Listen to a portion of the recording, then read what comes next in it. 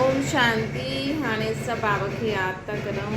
खुद के आत्मा समझी बाबा खे याद करो। मन में कोई भी ॻाल्हि हुजे बाबा खे ॿुधाए छॾो।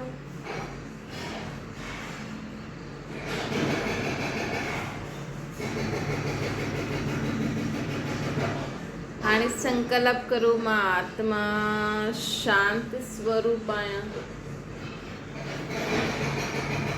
मां आत्मा प्रेम स्वरूप आहियां। मां आत्मा आनंद स्वरूप आहियां। मां आत्मा सर्वशक्ति स्वरूप आहियां। मुंहिंजो शरीर हिकदमि निरोगी आहे। शरीर में कोई भी तकलीफ़ हुजे सब परमात्मा के ॾेई छॾो।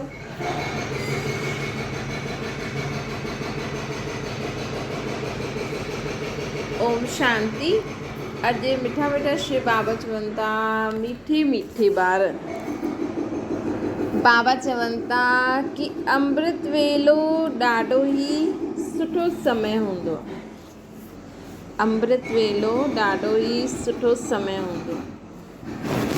अमृत वेले छो जी माण्हू सॼो ॾींहुं बिज़ी रहंदा आहिनि न, हिन करे अमृत वेलो कहिड़ो समय आहे जॾहिं आत्माऊं परमात्मा सां मिलन मनाईंदियूं आहिनि। अमृत वेलो असां भॻवान खे यादि करे भॻवान सां ॾाढी प्राप्ति करे सघंदा आहियूं। अमृत वेलो थी करे सिर्फ़ु भॻवान जी महिमा न करो।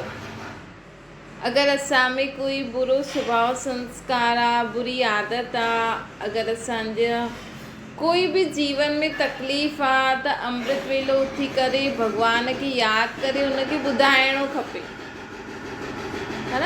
उनखे ॿुधाइणो खपे, उनखे यादि करिणो खपे, उन सां ॻाल्हियूं करणियूं खपनि। अमृत वेलो अगरि असां भॻवान खे यादि कंदा आहियूं न त असांजे जन्म जन्मांतर जा पाप बि भस्म थींदा रहनि। पाप त हर हिकु कया ई आहिनि, है न। त पापनि सां मुक्त थियण जो सभिनि खां सहज तरीक़ो आहे कि असांखे भॻवान खे यादि करिणो आहे। सॼो ॾींहुं त करिणो ई आहे, लेकिन अमृत वेले जे समय कंदासीं न त उन समय जल्दी जल्दी पाप भस्म थींदा रहंदा। इन करे बाबा असांखे चवनि था कि रोज़ु असांखे अमृत वेलो उथी करे परमात्मा खे यादि करिणो आहे। सिर्फ़ु उनजी महिमा न ॻाइणी आहे, उनखे यादि करे उन्हनि सां प्राप्ति बि करणी आहे। उन्हनि खे यादि करे अगरि असां सां कोई भूल थी वई आहे त उनजे लाइ क्षमा बि मांगणी आहे, है न। करे करे असांजे जीवन में ॾाढी परेशानी, ॾाढी मुश्किलात ईंदी रहंदी आहे, है न। छा थींदो, जेतिरो असां भॻवान खे यादि कंदा आहियूं न ओतिरो असांजा पाप धुलिजंदा वेंदा आहिनि।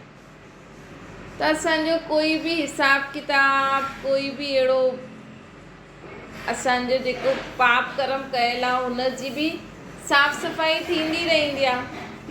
त सम्झो असां भॻवान खे यादि था करूं, ॿियो ई जीवन में दुख परेशानियूं अचनि थियूं, मतिलबु असांजी आत्मा साफ़ सफ़ाई थी थिए असांजी आत्मा जी। त भॻवान खे यादि करणु छॾिणो न आहे। अगरि असांजे जीवन में दुख परेशानी आहे त भॻवान खे ॿियो यादि करो ताकी असांजे जीवन में दुख परेशानी जल्दी जल्दी ख़तमु थी वञे। ॿियो बाबा असांखे चवनि था कि सदा यादि रखो कि मनुष्य खे असां भॻवान न चई सघंदा आहियूं, है न।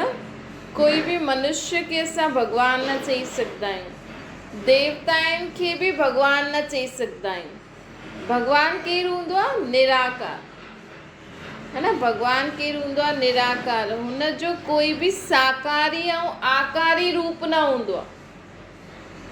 भॻवान जो न त कोई 5 तत्वनि जो शरीर हूंदो आहे, न लाइट जो शरीर हूंदो आहे।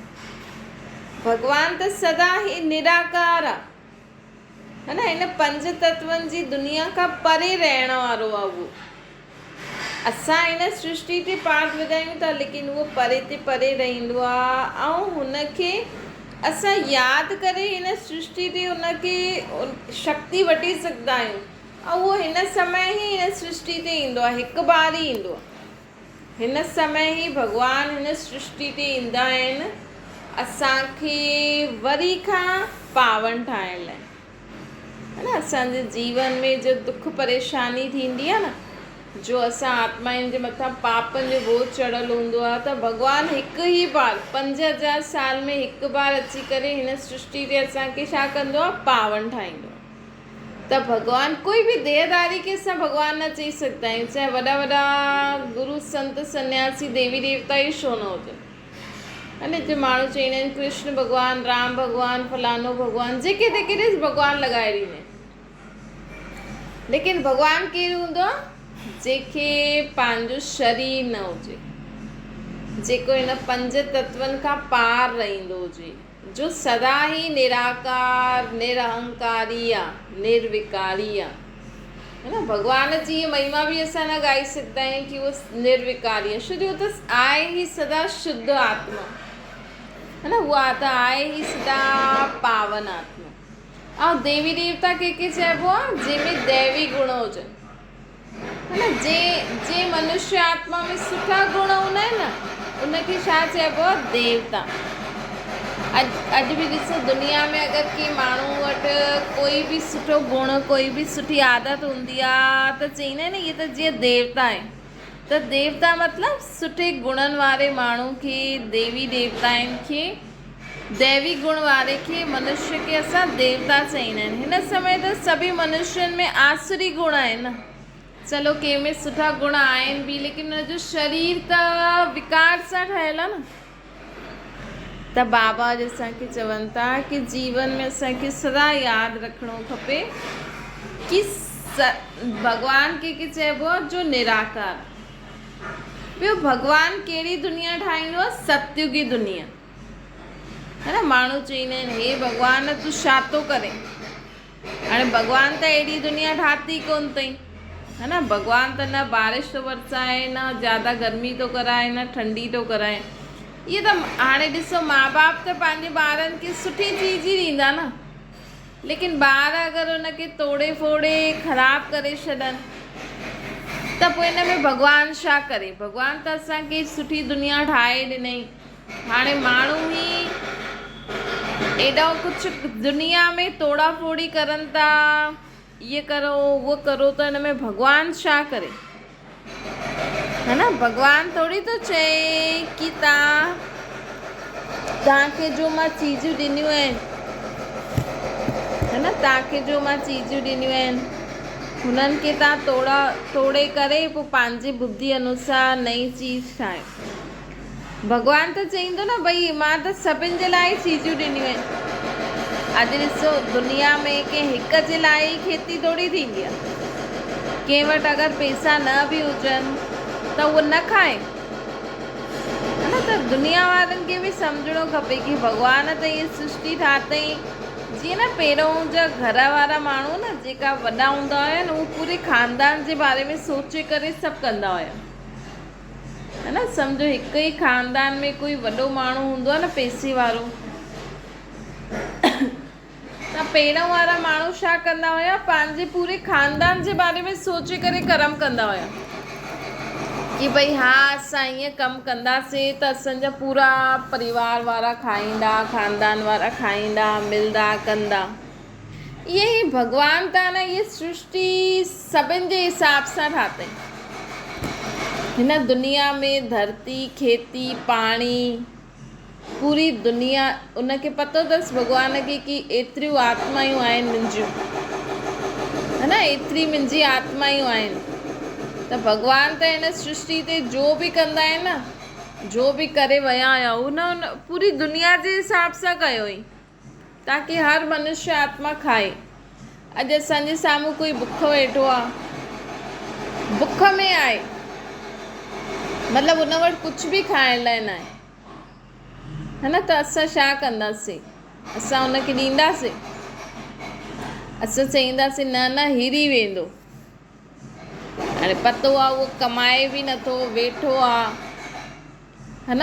कॾहिं कॾहिं थींदा आहिनि न, माण्हू सड़क ते वेठा ई हूंदा आहिनि, माण्हू सोचंदा आहिनि न ॾेसि, वरी कमाईंदो न वरी हिरी वेंदो, त वैसे बि त वेठो आहे। है न, वैसे बि त वेठो आहे, चलो हुनखे हिकु ॿ रोटी ॾेई छॾियऊं, कुझु खाइण लाइ कुझु पीअण लाइ ॾेई छॾियऊं, चलो खाए त सही। कई माण्हू छा हूंदा आहिनि, ग़रीबनि खे या कंहिंखे असां पैसा ॾींदा आहिनि त उहो माण्हू इकठा कंदा रहंदा आहिनि। इकठो न करिणो आहे हिते छा करिणो आहे, तव्हां उन्हनि खे पैसा न ॾियो, तव्हां उन्हनि खे उते ई कुझु खाइण लाइ ॾियो, चलो ठीकु आहे, अहिड़ी चीज़ ॾियो की उहो रखनि बि न, उन समय ई खाई छॾनि, त कम से कम उन्हनि जे पेट में त वेंदो, है न। त भॻवानु इहे दुनिया सभिनि जे हिसाब सां ठाती अथई, सिर्फ़ु हिकु ॿ जे इंसान हिसाब सां न ठाती अथई। अॼु अगरि इंसान सोचे कि भई भॻवानु त पीउ आहे न, भॻवानु त पीउ आहे, उहो त पूरी दुनिया जे हिसाब सां सोचे करे हर कर्म कंदो न। लेकिन आज मनुष्य छा कंदो आहे, पहिरियों पंहिंजे लाइ सोचंदो, पंहिंजे धर्म वारनि जे लाइ सोचंदो, पंहिंजे ख़ानदान वारनि जे लाइ सोचंदो, हुन खां पोइ ॿिए जे लाइ सोचंदो, है न। अॼु सिख धर्म वारा बि पहिरियों सिख धर्म वारनि जे बारे में सोचंदा न, है न। इहे सिंधी माण्हू अॼुकल्ह सिख धर्म में ज़्यादा घुसंदा रहंदा आहिनि, पर सम्झो कुझु प्रोग्राम थिए, कुझु बि थिए, त सिख धर्म वारा त पहिरियों पंहिंजे धर्म जे बारे में सोचंदा न। चाहे मंदिर किथे बि वञो, है न, सिंधियुनि जी ज़्यादा क़दुरु केरु कंदो, जेका झूलेलाल खे मञंदा आहिनि, है न। लेकिन बाबा चवनि था, ॾिसो जाते जाते माण्हू घुसी थो वञे, हाणे कुंभ जे मेले में ॾिसो केॾा माण्हू था वञनि, है न। लेकिन सुविधा ज़्यादा सुठी कंहिंखे मिलंदी, जेका पैसे वारा आहिनि, जेका उहा आहिनि। हाणे भॻवानु त नथो चए एॾी परे वञी करे सनानु करो या एॾी भीड़ में वञो, भॻवानु चईंदो कि मां हुन नदी में आहियां, हुते वञी सनानु करो त तव्हां पावन थी वेंदो। इहा त मनुष्य जी सोच आहे। हाणे केॾा माण्हू वीचारा परेशान थींदा आहिनि, त पाण भॻवानु छा करे, भॻवानु थोरी थो चए मां नदियुनि में थोरी आहियां, पाणी त तत्व आहे, किथे बि सनानु करो वञी, मां त मथे वेठो आहे न, मूंखे यादि करे पंहिंजी आत्मा खे पावन ठाहियो न। पोइ उते वञनि था, भीड़ भड़के में पोइ कुझु थी थो वञे त पोइ भॻवान खे दोषी था ठहिराइनि, या गवर्नमेंट खे चईंदा गवर्नमेंट सुठी प्रबंध न कयो अथई। हाणे गवर्नमेंट छा करे, है न, छा करे ॿुधायो, उन त ठाहे ॾिनई तव्हांखे, त मनुष्य आत्मा में एतिरी त सम्झ हुजे न, भई एॾा ॼणा हिकु साथ वेंदासीं त मरदासीं ई सही, है न। ईअं थोरी कि अॼु जे ॾींहुं ई पाणी में उहा ताक़त ईंदी। चलो तव्हां सोचो था, अगरि अगरि न हुन सां माण्हू पाणी में सनानु करे चलो पावन बि थी वञे, अगरि माण्हू जी सोच आहे बि त हिकु ॾींहुं पाणी सुठो हूंदो, ॿिए ॾींहुं ख़तमु, ॿिए ॾींहुं हुनजी वैल्यू ख़तमु। बेसमझी आहे न। हाणे बेसमझी वारा कमु कंदा त हिन में भॻवानु छा कंदो, है न। चईंदा आहिनि हुन जॻह ते आहे न, अॼु जे ॾींहुं सनानु करो, मतिलबु अॼु जे ॾींहुं छा थींदो हुन पाणी में, कुझु जादू मंतर थी वेंदो, भॻवानु अॼु जे ॾींहुं हुन में कुझु करे छॾंदो, बसि अॼु जे ॾींहुं आहे, बाक़ी समय जे लाइ उहो पाणी उहो आहे फालतू आहे, ख़राबु आहे। पर पाणी त पीअण लाइ आहे, सनानु करणु, कपिड़ा धोइण लाइ आहे, जाते बि करो, ज़रूरी थोरी उते वञे उन स्थान ते ई पाणी पावन थींदो, बाक़ी सभु स्थान ते उहो ई पाणी अॻियां वधी वेंदो न नहर में, है न। उहो ई पाणी वञी करे समुद्र में मिलंदो, है न। अॼु ॾिसो जाते उहो स्थान ठहियलु आहे उते ई पाणी पावन हूंदो बसि, ऐं अॼु जे ॾींहुं बाक़ी समय उहो हुतां जो पाणी जी बि वैल्यू न हूंदी। पर सोचो उहो ई पाणी हेॾे होॾे बि त वञे थो, हुतां जे घरनि में वञे थो, त घरनि में वञी करे बि सोचो न, चलो हुते हुन स्थान में ई सोचो, जाते बि तव्हां रहो था हुते ई नल में सनानु करो, जो पाणी त उहो ई आहे।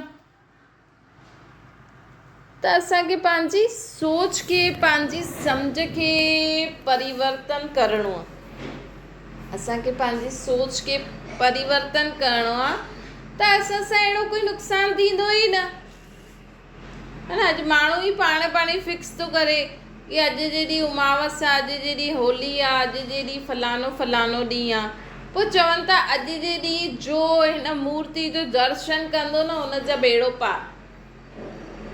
हाणे कंहिं चयो? भॻवान चई ईअं। मनुष्य ख़ुदि ई ठाहे थो, ख़ुदि ई भटके थो, पोइ भॻवान खे दोषी छो था ठाहिरायो? पोइ गवर्नमेंट खे छो था चओ? गवर्नमेंट बि त इंसान ई आहे न। अॼु माण्हुनि खे पंहिंजे घर जो कमु नथो पुॼणु थिए, अॼु घर में माण्हू 2 ॿार नथो पाले सघे, पंहिंजे ससु सहुरे खे नथो पाले सघे, ऐं हुते अहिड़े माण्हुनि खे, अंजान माण्हुनि खे चओ हेॾे न वञ, हेॾे न वञ, हेॾे न वञ। उहे चवनि त बि प्रॉब्लम, न चवनि त बि प्रॉब्लम, है न। अॼु घर में पंहिंजे, अॼु माण्हू चए थो की असां माउ पीउ खे नथा संभाले सघूं, उन्हनि खे वृद्ध आश्रम में विझी ईंदा, ॿारनि खे नथा संभाले सघूं, उन्हनि खे मारे छॾींदा। ऐं ॿाहिरि वञो, गवर्नमेंट थोरो बि कुझु, पुलिस वारे थोरो ध्यानु न ॾिनई, गवर्नमेंट ध्यानु न ॾिनई, त बसि माण्हू हा हुल्लो करणु लॻी वेंदा आहिनि। त ॿियनि खे में त माण्हू केॾो समझदारी आहे न। अगरि चलो तव्हां वञो ई था त ख़ुदि त सम्झो न, एॾी भीड़ में असां छो गुसूं था? चलो अॼु जे ॾींहुं सनानु करिणो आहे, थोरी देरि पोइ करे वठंदासीं, ज़रूरी थोरी राति जो 2 बजे सुबुह जो उथी करे सनानु करो। सॼो ॾींहुं पियो आहे न। त हाणे माण्हुनि जी सम्झ न आहे, हिन में गवर्नमेंट छा करे ॿुधाए, हिन में ॿिया माण्हू छा करे, हिन में भॻवानु दोषी आहे या ख़ुदि दोषी आहे? ख़ुदि त दोष न मञंदा अॼु माण्हू, ॿियनि खे फटाफट चईंदा। हुन में बि भॻवानु त सॼो ॾींहुं चुप वेठो हूंदो आहे न मथे, त हुनखे त माण्हू इलाही गारियूं ॾींदा रहंदा आहिनि, उल्टो सुल्टो चईंदा रहंदा आहिनि। पोइ चईंदा आहिनि असांजे अंदरि भॻवानु आहे। अगरि तव्हांजे अंदरि भॻवानु आहे त हुते पाणी में सनानु करण जो मतिलबु छा आहे? है न। अॼु अगरि तव्हांजे अंदरि भॻवानु आहे त हेॾे होॾे भटको छो था? है न। माण्हू चए थो न होॾे वञ, होॾे भॻवानु आहे, वरी चए थो असांजे अंदरि बि भॻवानु आहे। तव्हांजे अंदरि आहे त हेॾे होॾे भटकणु त ग़लति आहे। त बाबा चवनि था की इन करे न असांखे पंहिंजे जीवन में जो हीअं न उहो करे थो त मां बि करां। असां वटि बुद्धि त आहे, सम्झ त आहे न, असां सम्झी सघंदा आहियूं न छा सही आहे छा ग़लति आहे। सम्झ बुद्धि त सभिनि वटि आहे। अॼु इहे थोरी की अॼु कोई पढ़े लिखे डॉक्टर ठहियो त उहो समझदार आहे, है न। अॼु सोचो अगरि कोई डॉक्टर बि चईंदो की हा मां ॾाढो समझदार आहियां, ऐं उहो वञी कुंभ में सोचंदो हा अॼु जे ॾींहुं मां सनानु करां, त हुन वटि त एतिरी बि सम्झ कोन अथसि। पाणी त उहो ई आहे, अॼु जे ॾींहुं ई हुन पाणी में छा थी वेंदो, छा थींदो की अॼु जे ॾींहुं हुन जॻह ते सभु हुन भावना सां इकट्ठा थींदा आहिनि। त तव्हां हुन भावना सां पंहिंजे घरनि में बि इकट्ठो, पंहिंजे घरनि में बि सनानु करो। हुन भावना सां तव्हां पंहिंजे घर वेठे बि भॻवान खे यादि करो। ज़रूरी थोरी हुते सनानु करण सां ई बीमारियूं दूरि थी वेंदियूं। हुते तव्हां भावना रखी एॾो परे वेंदव, तंहिंखां पंहिंजे घर में बि भावना रखी बाल्टी मॻो खणो, सनानु करो, चओ मुंहिंजे हिन पाणी सां मां शुद्ध थी थींदी वञा। पर कंहिंखे शुद्ध करिणो आहे? आत्मा खे करिणो आहे न। आत्मा वटि त पाणी वञे नथो। पाणी सां शरीर सां सनानु, शरीर सनानु कंदो न। अॼु माण्हू डुबकी बि लॻाईंदो त केरु सनानु कंदो, केरु गीलो थियो? शरीर की आत्मा? आत्मा त शरीर जे अंदरि नज़र बि नथी अचे। त आत्मा खे धोइण लाइ त परमात्मा खे यादि करिणो पवंदो। परमात्मा जी यादि जी शक्ति सां आत्मा पावन थींदी आहे, न कि पाणी में सनानु करण सां पावन थींदी। त हिन करे परमात्मा हाणे हिन समय हिन सृष्टि ते छो ईंदा आहिनि? असांखे इहे सम्झ ॾियण ईंदा आहिनि कि तव्हां सभु आत्मायूं आहियो, मुंहिंजी संतान आहियो, तव्हां आत्मायूं पतित थी आहियो। त आत्माउनि खे पावन ठाहिण लाइ मां हाणे वरी का हिन सृष्टि ते तव्हांखे राजयोग सेखारण आयो आहे। राजयोग सां ई आत्मा पावन थींदी, न कि पाणी सां। अॼु ॾिसो हुन ई स्थान ते अगरि अॼु बाढ़ अची वञे, अचानक कोई तूफ़ान अची वियो, बाढ़ अची वञे, त सभु माण्हू पाणी में, पोइ त चईंदा सभिनि खे ख़ुशि थियणो खपे कि हा असां त पावन थी वियासीं, असां त हुन में ई समाइजी वियासीं। पर उन्हनि जो शरीर समायो न, आत्मा त निकिरी वेंदी मथे हली, आत्मा त ॿाहिरि निकिरी वेंदी, मथे त जॾहिं हलंदासीं जॾहिं बाबा वठी हलंदा, है न। त इहे असांखे छा करिणो आहे? जीवन में सम्झो हर हिकु ॻाल्हि सम्झणी हूंदी आहे, देखा देखी में न वञो, है न। उहो ई पाणी जंहिंखे अॼु माण्हू एॾो सुठो थो सम्झे, एॾो पावन थो सम्झे, हुन पाणी में डुबकी लॻाइण लाइ माण्हू केॾो महिनत करे, केॾो ख़र्चो करे, केॾो भीड़ में धक्का मुक्की में माण्हू हुते वञे थो सिर्फ़ु हिकु डुबकी लॻाइण लाइ। उहो ई पाणी में अॼु बाढ़ अची वञे त उनजो त थी वियो, उहो त माण्हू रोईंदा रहंदा। चलो इहे बि सोचो कि चलो ठीकु आहे, भगत माण्हू त इहे बि सोचंदो, चलो सुठो थियो, मां त हाणे मूंखे त आज़ादी मिली, आज़ादी न मिली, बसि हुन पाठ सां आज़ादी मिली वेंदी। कई माण्हू चवंदा आहिनि न असांखे मोक्ष खपे, मोक्ष मतिलबु कि आत्मा खे हुन पाठ सां छुट्टी मिली वेंदी आहे। जीअं सम्झो कंहिंजी माउ आहे, वीचारी ॾाढी परेशान आहे पंहिंजे ॿारनि खां, पंहिंजे शरीर खां, पंहिंजे जीवन खां, है न। त उहो माउ जेकी आत्मा उहो माउ जो पाठ वॼाए थी न, उहा पंहिंजे जीवन में जेका हुन दुख ॾिठा अथई, जेका हुन सां गॾु बीती आहे, हुन सां उहा आत्मा ॾाढी दुखी आहे कि मूंसां हीअं थियो, मूंसां हीअं थियो, मूंखे हीअं चयनि, त उहा आत्मा ॾाढी दुखी थी थिए वीचारी। त मोक्ष मुक्ति मतिलबु कि हुन मोक्ष त ॾिसो कॾहिं कंहिंखे मिली न सघंदो आहे। माण्हू चवंदा आहिनि मोक्ष मतिलबु जनम मरण में अचे ई न, इहे त ग़लति आहे। हिकु ई परमात्मा ई आहे जेको सदा ई जनम मरण खां परे रहंदो आहे, पर हुनखे बि अवतरण त वठिणो ई पवंदो आहे न। हिन दुनिया में हिकु बार ॿिए जे शरीर में अची करे पाठ वॼाईंदो ई आहे। हा चलो मुक्ति चओ त हुन आत्मा खे हुन मां जे पाठ सां मुक्ति मिली वेंदी, मतिलब कि उहो जो मां जो पाठ वॼाए पई न, हुन सां उहा हाणे उहो शरीर छॾे हाणे उहो भुलिजी वई उहा आत्मा कि मां पिछले जन्म में केरु हुयमि। हाणे हुनखे ॿियो जन्म मिलियो त ॿियो सुठो जन्म, मतिलबु हुन जन्म में हुनखे पहिरों वारो कुझु पतो ई न आहे। छो जे अॼु मां जो पाठ वॼाईंदी आहे, मां जे पाठ में हुनखे ॾाढो दुख आहे, ॾाढो परेशानी आहे, ॾाढी तकलीफ़ आहे, त उहा अगरि यादि कंदी कि हा मां ईअं पाठ वॼायो, त वरी हुनखे दुख थींदो न। इन करे आत्मा भुलिजी वेंदी आहे कि मां हीअं हुयमि, न त हुनखे सभु यादि अचे त ॿिए जन्म में बि हुनखे दुख थिए, है न, कि हिन मूंखे हीअं चयईं, मूंसां हीअं थियो। त हिनखे चइबो आहे मुक्ति। मुक्ति मतिलबु कि हुन पाठ खां मुक्त थी वञे, कि हुन दुख जे पाठ खां मुक्त थी वञे। त बाबा चवनि था तव्हां केतिरा बि सनान करो, केतिरी बि भक्ति करो, केतिरा बि कुझु करो, तव्हांखे मोक्ष त कॾहिं न मिली सघंदो आहे। हा बाक़ी हिन पाठ सां मुक्ति वठी करे पोइ ॿियो जनम बि वठिणो पवंदो, हा, लेकिन ॿियो जनम बि इंसान मनुष्य जहिड़ो ई वठंदो आहे, जानवर जहिड़ो न वठंदो आहे। कई माण्हू चवंदा आहिनि कि अलाए असांखे ॿियो जन्म कहिड़ो मिले, तंहिंखां सुठो त सोचंदा आहिनि कि असांखे त न तव्हांजे चरणनि में जॻह ॾेई छॾो, भॻवान खे चवंदा आहिनि, है न। पर सोचो अहिड़ो मनुष्य कॾहिं शरीर छॾंदो आत्मा, त शरीर त हिते ई रहिजी वेंदो न। शरीर वठंदा बि हिते, छॾंदा बि हिते। कई माण्हू चवंदा आहिनि असांखे त कृष्ण जे चरणनि में जॻह मिले, जाते बि कृष्ण हुजे। हाणे कृष्ण त सतयुग में ईंदो, हाणे थोरी आहे कृष्ण, न ही मथे कृष्ण आहे।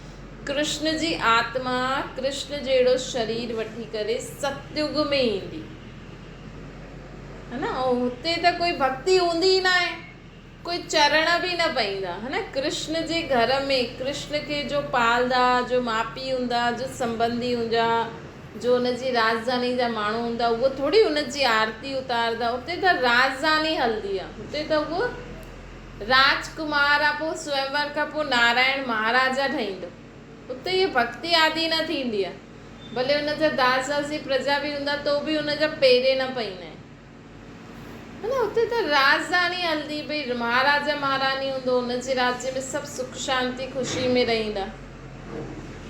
त बाबा अॼु असांखे चवनि था कि जीवन में असांखे छा करिणो आहे, सदा ये यादि रखो कि परमात्मा त मथे रहंदो आहे, न त तव्हांजे अंदरि आहे, न कण कण में आहे। त हुनखे मथे यादि करे पंहिंजी आत्मा खे पावन ठाहिणो आहे। इहो सनानु रोज़ु करिणो आहे। ऐं हिन में बि रोज़ु अमृत वेलो उथी करे परमात्मा खे निराकार रूप में यादि कंदा न त असांजी आत्मा जल्दी शुद्ध थी वेंदी, जल्दी पावन थी वेंदी, जल्दी पापनि सां मुक्त थी वेंदी। अच्छा, मीठे मीठे सिकील जे ॿारनि प्रति माता पिता बाप दादा जो यादि प्यार ऐं गुड मॉर्निंग। रूहानी बाप जी सभिनि रूहानी ॿारनि खे नमस्ते। असांजी बि रूहानी माता पिता बाप दादा खे यादि प्यार गुड मॉर्निंग ऐं नमस्ते। बाबा खे यादि करो।